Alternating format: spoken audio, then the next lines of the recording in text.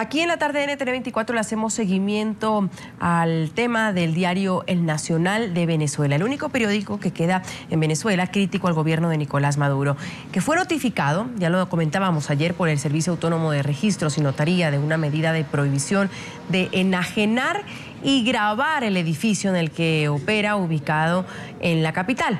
Medida que impide a sus dueños vender o ceder la propiedad y que obedece pues a un proceso legal que enfrenta el periódico a raíz de una demanda que entabló el presidente de la Asamblea Nacional, Diosdado Cabello, por difamación contra medios de comunicación que replicaron informaciones que lo vinculaban con redes de narcotráfico en Venezuela.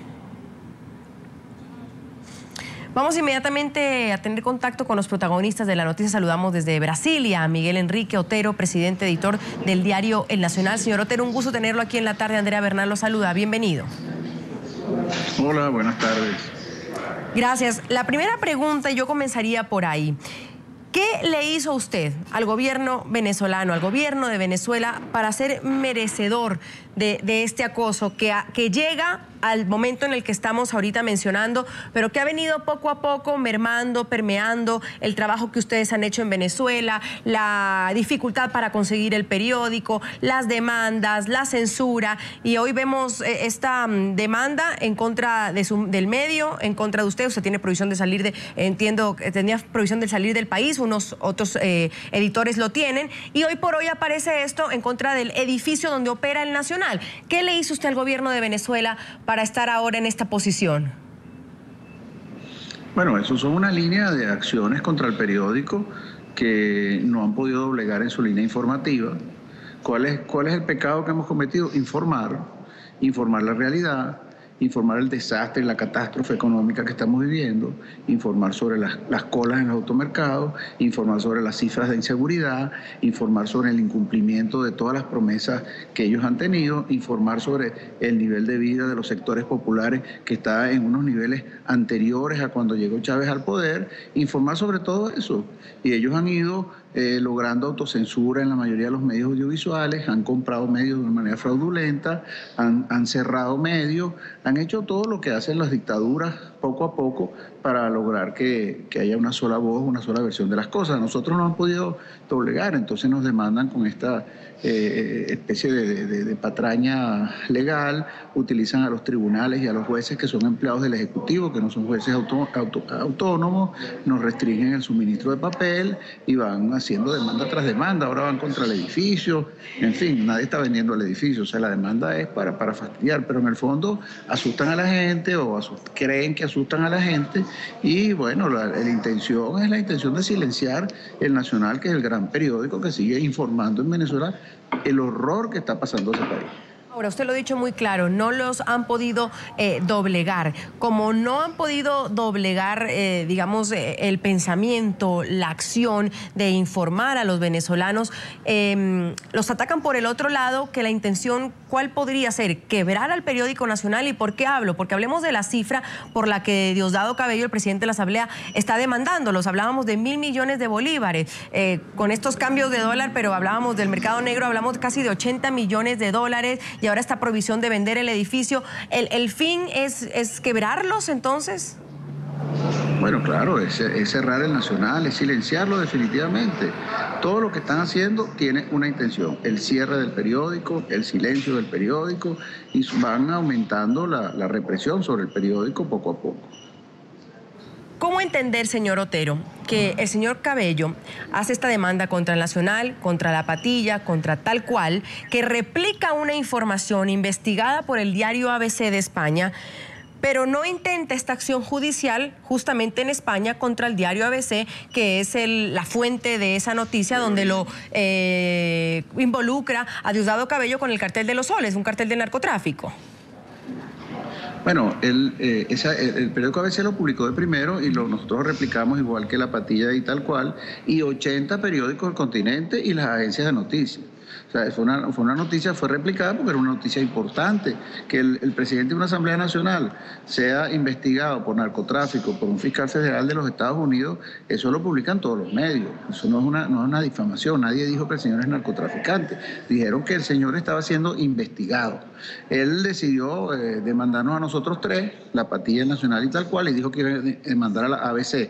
Bueno, la demanda de ABC, con toda su bravuconería, no la ha hecho. Seguramente le da miedo aterrizar en el aeropuerto de Madrid, o sabe que en España se van a reír de una información que es una información, que no es una difamación, y que además fue ratificada o confirmada por el Departamento de Estado.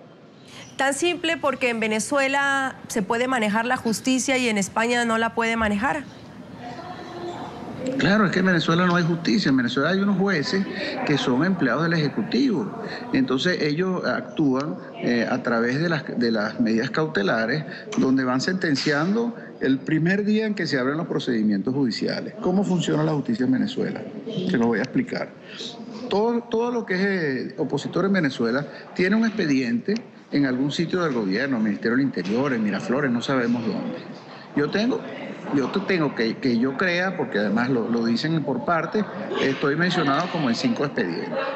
Cuando el gobierno decide meter preso a alguien, entonces agarra un expediente, se lo manda a la fiscalía lo convierte en una acusación, va a un juez, que todos los jueces son empleados del gobierno, y los fiscales también, por supuesto.